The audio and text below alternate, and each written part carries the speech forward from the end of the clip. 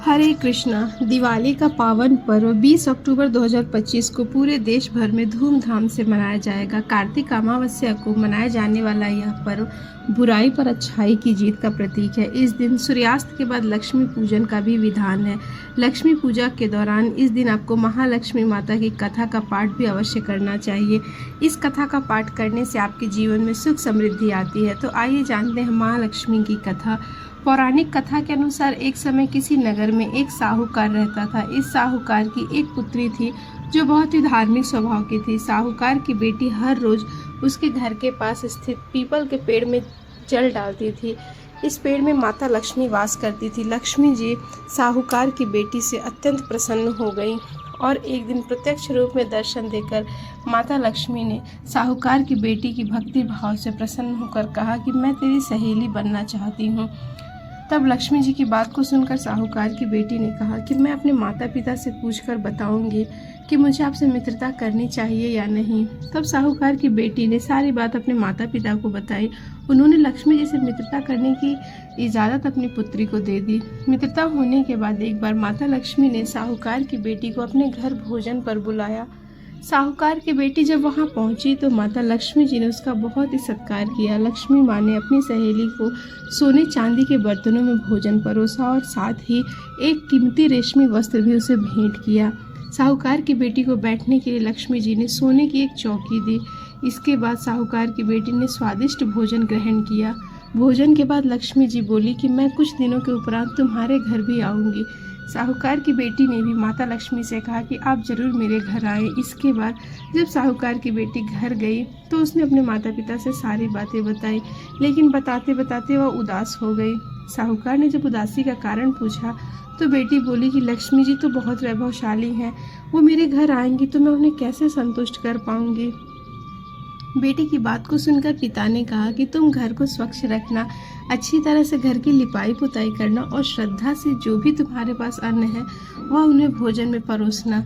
लक्ष्मी जी जरूर प्रसन्न होंगी। पिता की बात पूरी होते ही पहले उसने एक देखा कि चील उड़ती हुई उनके घर के पास से गुजरी और बेहद कीमती 9 लखा हार साहूकार के आंगन में गिराकर चली गई। यह देख साहूकार की बेटी खुश हो गई और उसने हार को बेचकर लक्ष्मी जी के लिए सोने की चौकी, रेशमी दुसाला खरीद लिया। इसके बाद पिता की बताई गई बात के अनुसार बेटी ने घर को स्वच्छ किया, घर की लिपाई पुताई की।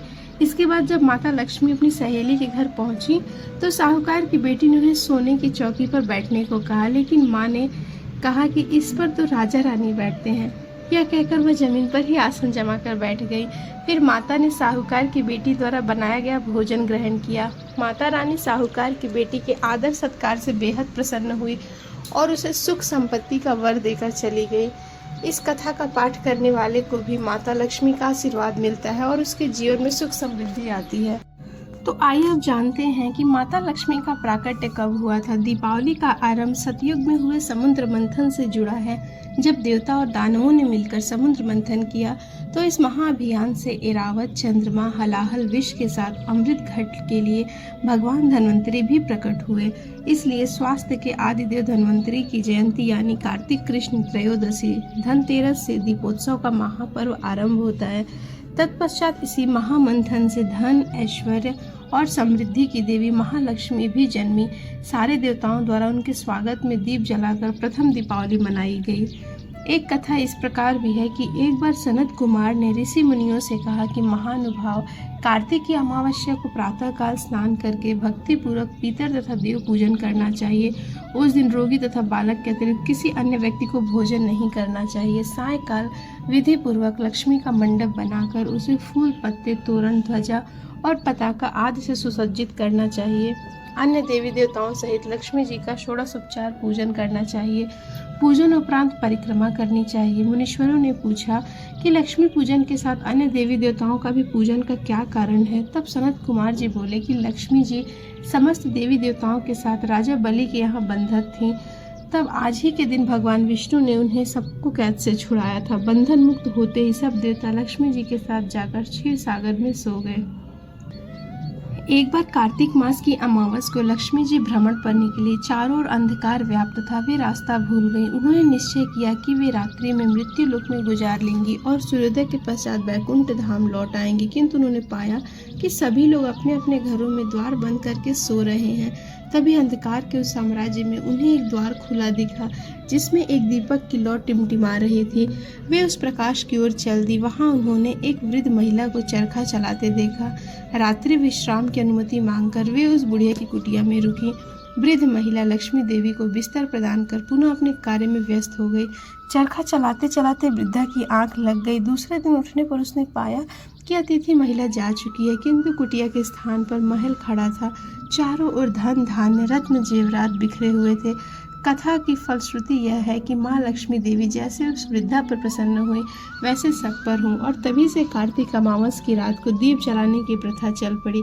लोग द्वार खोलकर लक्ष्मी देवी के आगमन की प्रतीक्षा करते हैं। वहीं दीपावली से जुड़ी सबसे लोकप्रिय कथा हिंदू महाकाव्य रामायण में भी है। रामायण के हिसाब से दीपावली के दिन भगवान राम, सीता और लक्ष्मण 14 साल का वनवास पूरा करने के बाद अयोध्या लौटे थे। भगवान राम को उनके पिता राजा दशरथ ने वनवास पर भेजने का जो आदेश दिया था, तब वनवास के दौरान भगवान राम, उनकी पत्नी सीता और भाई लक्ष्मण ने तमाम कठिनाइयों का सामना किया।